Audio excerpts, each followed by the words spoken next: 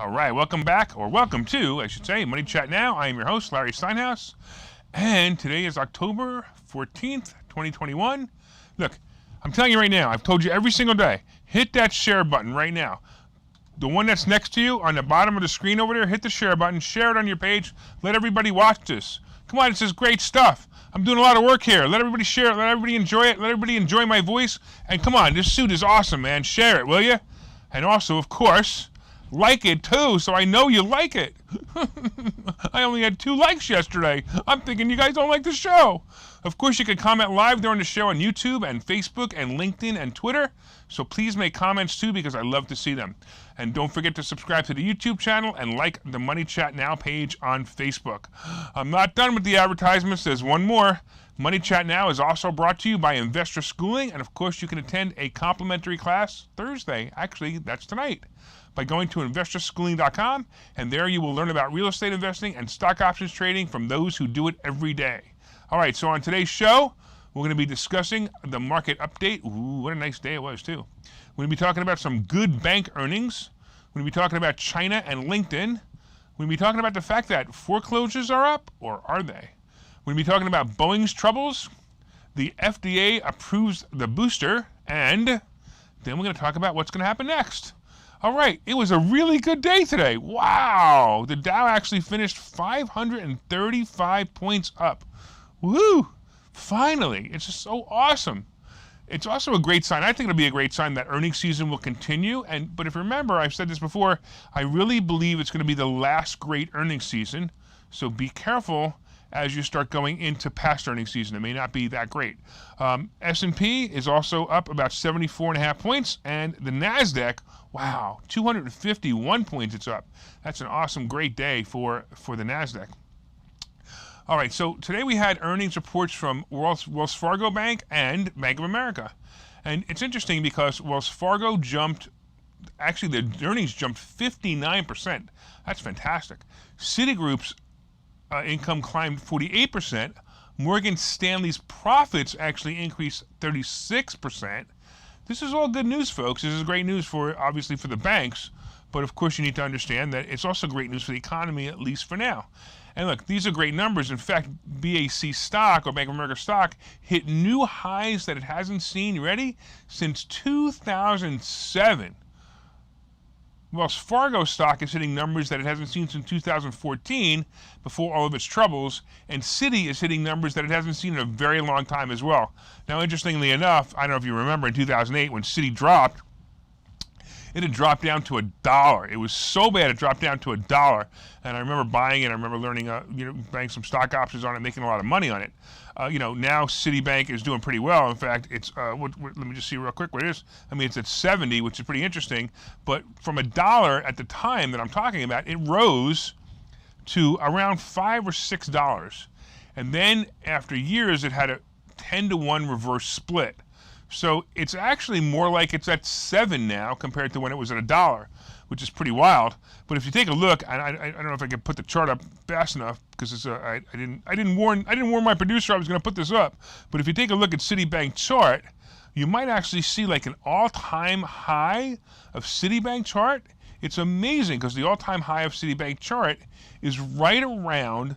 Check it out. It's right around 550. So if you take a look at it, if you take a look at this, there it is. If you take a look at this, and if you look at the all-time high, it's right around 550 is the all-time high. So I don't know if you can get the all-time, there you go, all-time high, right? 550 was where it was in 2004 and 5, and then it dropped. Remember, so think about that. That's actually 55, because remember it was a 10-to-1 reverse split. Then it went to $1 at 55, and then went back up, and then of course, as you know, it's now back at 70, which is similar to the 7, but you get the idea. It's actually much better than it was, but still not anywhere near what it used to be. But it's doing pretty cool. Anyway, with bank stocks rising, it's actually good news. But I guess, as I said before, let's be skeptical. Don't forget that usually when inflation starts, banks will usually do well. And you do need to understand, I believe that they're going to hold on to these stock prices for a little while. And as long as they're okay for a little while, it's okay. All right. So this is the first set of earnings that makes a difference. I'm looking forward to other companies' earnings reports this week to keep the momentum moving. Now, here's something interesting. Let's talk a little bit about why they did so well. According to the Wall Street Journal, customer spending has eclipsed pre-pandemic levels. Banks, a trend that they see continuing into the holidays, which is basically what a bank executive remarked. So they're saying that people spent more money now than before the pandemic, which is pretty good. Spending on credit cards, check this out. Spending on credit cards jumped 20% from a year ago to a record. Late fees are up. Wow. And more people are starting to carry balances, executives said as they were back fighting for card customers. So now they're fighting for card customers, which means you're probably getting a lot of mail that talks about, opening up another credit card, which, by the way, I am. And my suggestion, as I do to students all the time, is get as many as you can. And that's a whole other story. But by the way, that's a tremendous amount of spending that's going on, said Bank of America Chief Executive Brian Moynihan, and it's accelerating. So, so inflation is happening. People are spending more money. It's all good for now. Tomorrow, of course, we're going to see some more financial institutions reporting on what I believe will also be great news. And we'll be hearing from Charles Schwab, Goldman Sachs, PNC, and Truist. And it should be, as I say, another good day. It's going to be great, actually. I think it's another great day. Anyway, I'm especially looking forward to tech earnings in 2 weeks because, of course, I'm going to get to have my fun plays, which is like Facebook and Apple and all that cool stuff. All right, let's talk a little bit about China and LinkedIn. So the last American social media company doing business in China is finally stepping out as LinkedIn, owned by Microsoft, removes themselves from the Chinese network. Well, sort of. Keep listening. An exec from LinkedIn in a statement Thursday said that it made the decision after facing a significantly more challenging operating environment and greater compliance requirements in China. So China is just continuing their censorship. In March, LinkedIn said it would temporarily pause new member signups as it ensured it was in compliance with local law. Around the same time, China's internet regulator told LinkedIn officials they better regulate their content and gave them 30 days to do so, according to people familiar with the matter. Yikes! Communism and censorship is killing people. No wonder they released the COVID virus. They probably want to just control the world. However, LinkedIn said it would replace its Chinese service, which restricts some content to comply with local government demands, with job board service lacking social media features such as the ability to share opinions with news and with other news stories. So they're basically saying, hey, we're not going to do a LinkedIn thing. We're going to do a job board instead. Okay. Anyway, when they're a capitalist, there are a way. All right, with all social media platforms being removed from access to China, some have found a way around it by using special software or sometimes even VPNs. But I got to be honest with you, I worry for the Chinese people who get caught doing this because they will surely be put in jail. As far as Microsoft stock goes, I don't even think it'll be a blip on the stock price. In fact, it was up about 5 points when I looked this afternoon. As far as the Chinese go, Americans better start looking at this country as an upcoming model for the United States, as censorship and freedom of speech are slowly being removed here as well. All right, let's do this. Let's take a quick break, and we'll be back, and we'll talk about foreclosures. Okay, so you've thought about investing in real estate, houses, apartment buildings, properties, but don't really know where to start. Well, what if you could very easily learn how to gain strategies to use other people's money to buy and sell houses in the Philadelphia area? If you could learn and network with successful area real estate investors and how to produce monthly income on rental properties without headaches, that place is Investor Schooling. With Investor Schooling, you'll learn from two Philadelphia area rockstar real estate investors, Phil Falcone and Larry Steinhouse, about how to buy and sell properties the easy way and teach you basic and advanced techniques to help you make money in real estate. You can attend Investor Schooling in person or online visual classes 8 times a month. You can and will learn how to make money in real estate. Call for free information and get a complimentary pass to one of these classes. But don't delay, as these complimentary passes are limited. Call the number on your screen now or visit investorschooling.com. investorschooling.com.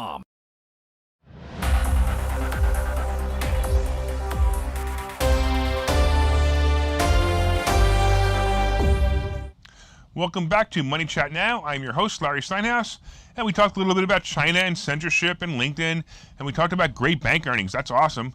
We also talked about the fact that the Dow closed up about 535 points, the S&P up 75 points, and the NASDAQ about 252 points. Hey, I see you watching. I see that you didn't share this page yet you didn't share this on your page yet, so share it right now, or I'm not going to continue. All right, that's better. All right, let's talk a little bit about foreclosures. So, now that the forbearance on mortgages have ended, as to be expected, foreclosure numbers are starting to move up. If you remember, because of this COVID scamdemic, government and private sector relief programs allowed borrowers with financial difficulties to delay their monthly payments for up to 18 months. That's right, you didn't have to pay your mortgage for 18 months.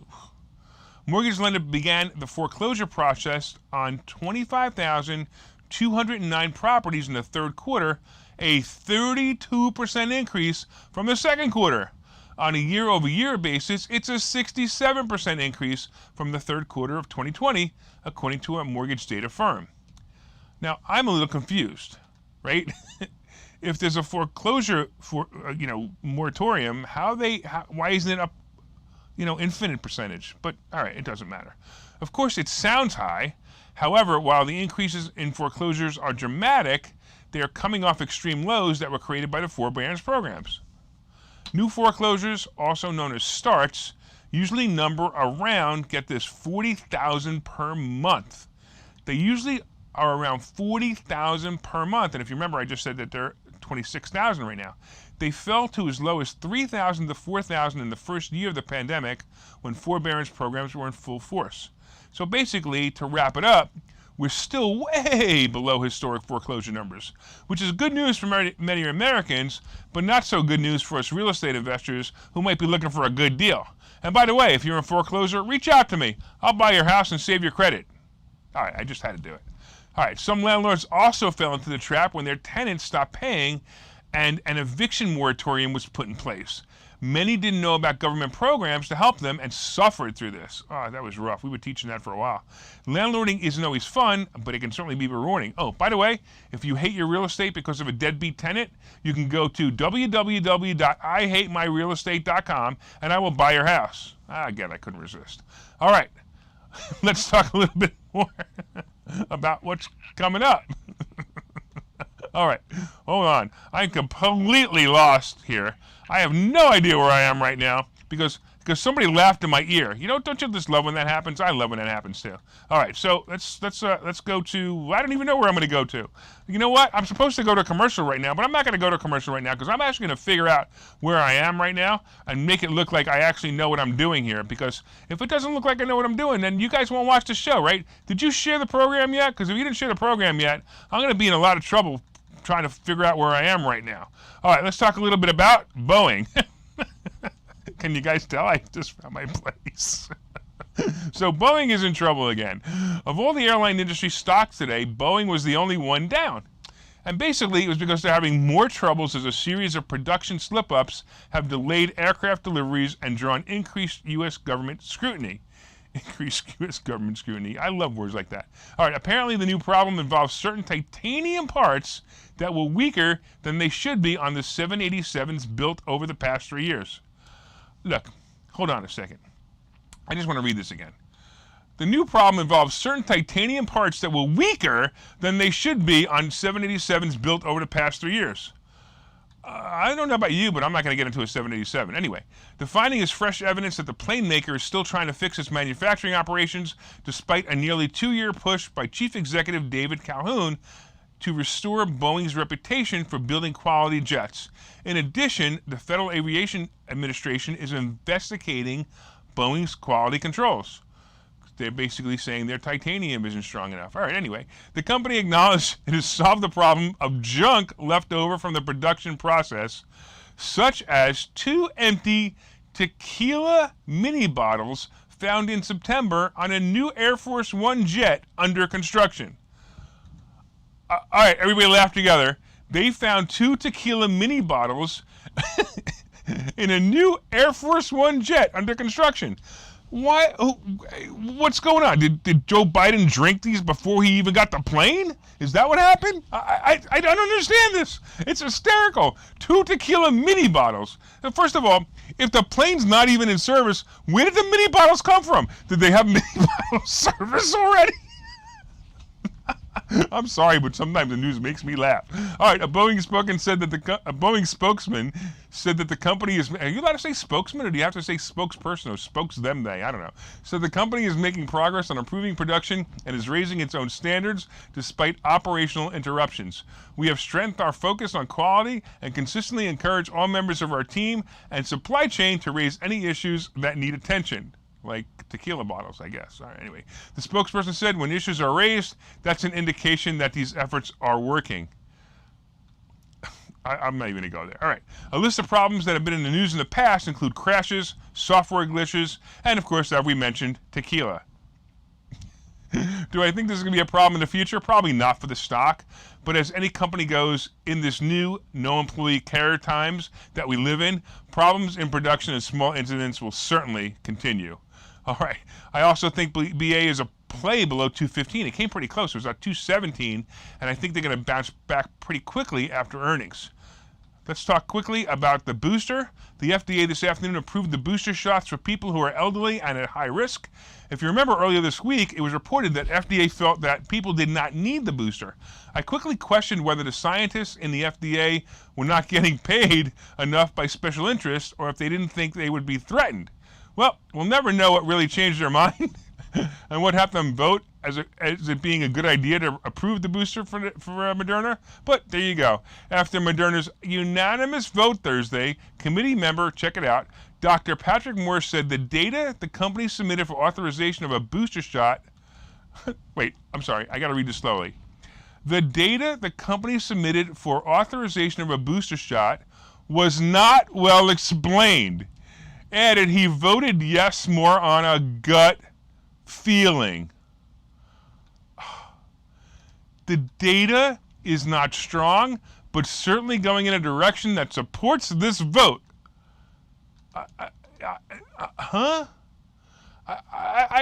to tell you, the more and more I read the news, the more and more I find stuff like this that just blows my mind. I'm going to stick to my gut feeling that all of this vaccine crap is pure BS. Anybody got any ivermectin? All right, we'll take a break and I'll see you in a couple of minutes. Investor schooling needs a new slogan. Investor schooling? Never heard of.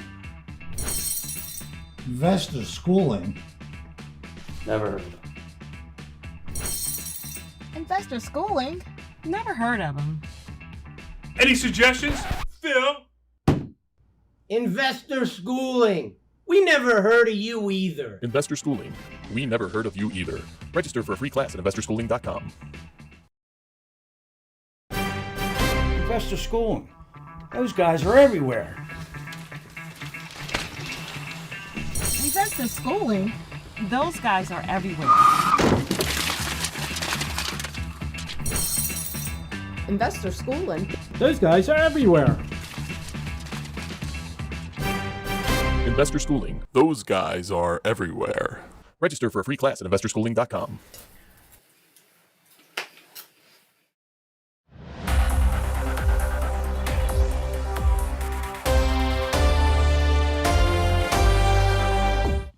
Welcome back to Money Chat Now. I am your host, Larry Steinhouse, and so far we've been talking about this awesome market, up 535 points, the S&P 75 points up, and the NASDAQ 252 points up. Woohoo! We talked a little bit about China, and we talked a little bit about great bank earnings. We talked about the fact that foreclosures are up, but they're really not. We talked about Boeing's troubles, and of course, the approval by the FDA on a gut feeling. Yay! Wow, that makes me feel really confident, okay? All right. Okay, earnings season continues as we await more key earnings from more banks and financial institutions tomorrow, so it'll be awesome. Some of my favorite plays, by the way, did very well today as Facebook, Apple, Pinterest all rose nicely and will continue to be a good play into earnings. Of course, did we mention the big banks all did well today? And They're all, by the way, they're all good dividend-paying stocks. So if you're going to invest in the stocks, it'll be pretty good too. Gold and silver nudged up a little bit, and the bond market moved down a bit. And of course, the crypto report, Bitcoin is at 57,500 again, as we wait for it to cross 60,000 again. Ethereum is almost 3,800, while my favorite Dodge, whatever the hell you want to call it, stayed steady at around 23 cents. And of course, my new favorite, Shiba, is still hanging out around 27 millionth of a cent. And like I said before, come on, 1 cent. If it hits 1 cent, my stake will be worth about $4 million. And I'll let you know about that, and I'll even share a dollar or two with you too. Hey, you, by the way, watching, buy Shiba and make the price go up, will you? All right. All right, thank you again for watching. Is that allowed? I don't even know if that's legal. All right. Anyway, thank you for watching Money Chat Now. By the way, did you hit the share button yet? Come on now. I told you to hit the share button. This was a pretty funny show. Share it with everyone. Hit that like button and let me know you enjoy the show. Of course, don't forget to subscribe to the YouTube channel and like the Money Chat Now page on Facebook. As you know, from time to time, I own some of the stocks and some of the assets and options discussed in this show. The opinions discussed in this show is solely mine, and no one has asked me to discuss them. I want to thank you again for watching Money Chat Now, and we look forward to your continued support, and we will see you tomorrow and every day at 4:03. Take care.